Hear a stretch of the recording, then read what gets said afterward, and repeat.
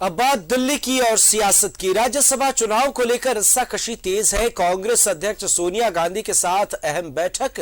प्रदेश कांग्रेस प्रभारी अविनाश पांडे इस बैठक में मौजूद रहेंगे। आलमगीर आलम समेत कार्यकारी अध्यक्ष भी शामिल होंगे। मंगलवार को भी राज्यसभा चुनाव को लेकर हुई थी बातचीत। तो राज्यसभा चुनाव को लेकर सियासत भी तेज है और इधर रस्साकशी भी तेज है, क्योंकि 2 सीटें हैं और इस पर जल्द से जल्द प्रत्याशियों के खुलासे भी हो सकते हैं।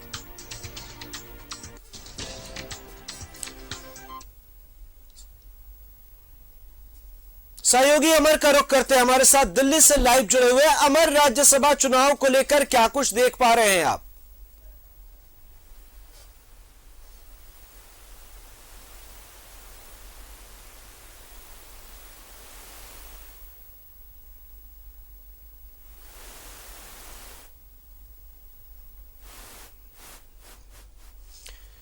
तो तकनीकी खामी की वजह से आवाज नहीं आ पा रही। बहरहाल फिर भी हम आपसे दोबारा संपर्क करने की कोशिश करेंगे। अमर, आपको बता दें, राज्यसभा चुनाव को लेकर यहां पर रस्साकशी तेज है। कांग्रेस पार्टी की तरफ से लगातार इस मामले पर बैठक की जा रही है और दूसरी तरफ भारतीय जनता पार्टी भी इस मामले को गंभीरता से ले रही है। बीजेपी जल्द से जल्द अपने उम्मीदवार का खुलासा कर सकती है, तो दूसरी तरफ कांग्रेस पार्टी और झारखंड मुक्ति मोर्चा को इस मामले पर बैठकर विचार करने की जरूरत है। बहरहाल एक तरफ झारखंड मुक्ति मोर्चा विचार करिए, तो दूसरी तरफ कौन से उम्मीदवार होंगे, क्या कुछ होगा इस मामले पर, इसे लेकर झारखंड के कई आला नेता दिल्ली में मौजूद हैं। कांग्रेस की अंतरिम अध्यक्ष सोनिया गांधी और तमाम आला नेताओं से इस मसले पर विचार विमर्श किया जा रहा है और उसके बाद जल्द से जल्द ये उम्मीद जाहिर की जा रही है कि इस मामले पर एक जो चेहरा होगा जिसे प्रमुखता से पार्टी लेकर सामने आएगी, उसका भी खुलासा हो सकता है।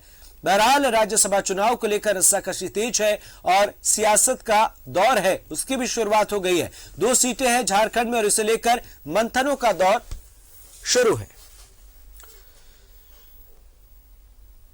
सहयोगी अमर का रुख करते हैं, हमारे साथ लाइव जुड़े हुए हैं। अमर, क्या कुछ राज्यसभा चुनाव को लेकर देख पा रहे हैं आप?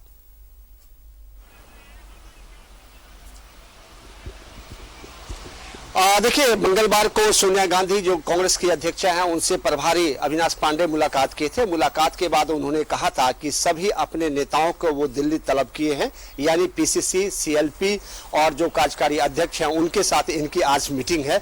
कहा यह जा रहा है कि सेकेंड हाफ तक ये 4 बजे के आसपास ये मीटिंग हो सकती है और इस मीटिंग का सबसे बड़ा मकसद ये है कि राज्यसभा का एक सीट पर कांग्रेस और जेएमएम का अधिकार बनता है और वो अगर जेएमएम और दोनों मिल करके एक उम्मीदवार को वो सपोर्ट करते हैं या खड़ा करते हैं तो वो उम्मीदवार जीत सकता है।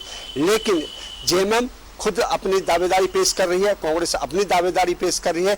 ऐसे में अगर बात नहीं बनती है तो दिक्कतें हो जाएगी और मामला ये बनता है कि क्या जेएमएम अपने उम्मीदवार को खड़ा करेगी या फिर कांग्रेस पार्टी।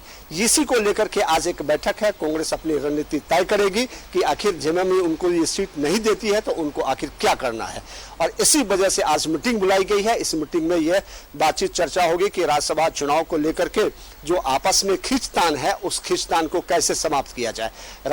सोनिया गांधी जो अध्यक्ष हैं उन्होंने अविनाश पांडे को डिप्यूट कर दिया है। कांग्रेस ने अपने 3 नाम जो है भेज दिया गया है मैडम के पास में और उसके बाद इस पर चर्चा हो रही है। लेकिन सवाल उठता है कि अभी भी जेएमएम और कांग्रेस दोनों के बीच में जो है खींचतान जारी है। जेएमएम छोड़ने के लिए तैयार नहीं है, वो उधर कांग्रेस पार्टी है वो भी छोड़ने के लिए तैयार नहीं है। तो इसी को देख के जो हालात है राज्य के, उस हालात के सिचुएशन को देखते हुए ये आज मीटिंग बुलाई गई है। जाहिर तौर पर अमर, कहीं ना कहीं मामले को सुलझाना तो होगा, क्योंकि अगर दोनों पार्टियां एक साथ है तो ज्यादा फायदा होगा। अब ऐसे में अगर हम चेहरों की बात करें तो कौन कौन से चेहरे हैं जिन पर प्रमुखता से फिलहाल चर्चा की जा रही है?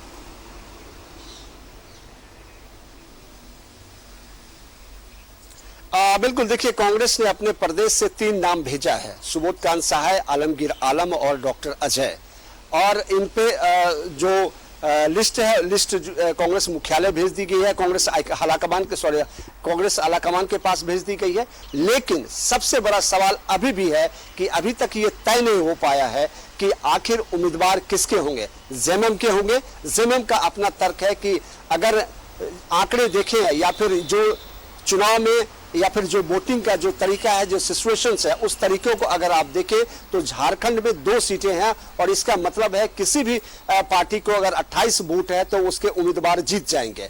अब जेएमएम के पास जो है 30 वोट हैं और उसके बाद कांग्रेस की पार्टी की अगर बात करें तो उनके पास जो है 18 यानी एक खत्म हो गया 17 वोट हैं। तो ऐसे में दोनों की सलाह होती है तभी जाकर के इनके उम्मीदवार जा सकते हैं कांग्रेस पार्टी की।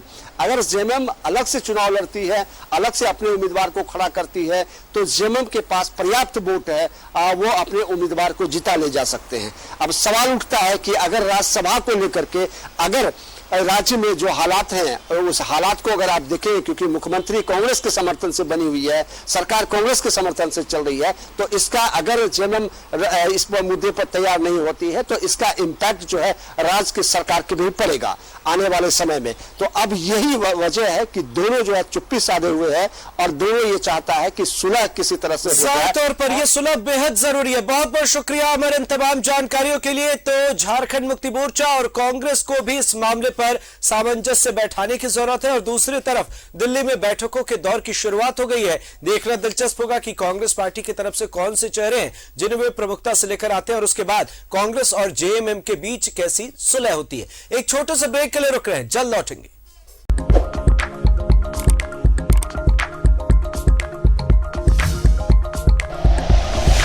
Like and share videos, subscribe करें हमारा चैनल और प्रेस करें बेल आइकॉन। न्यूज़ 11 भारत, सच है तो दिखेगा।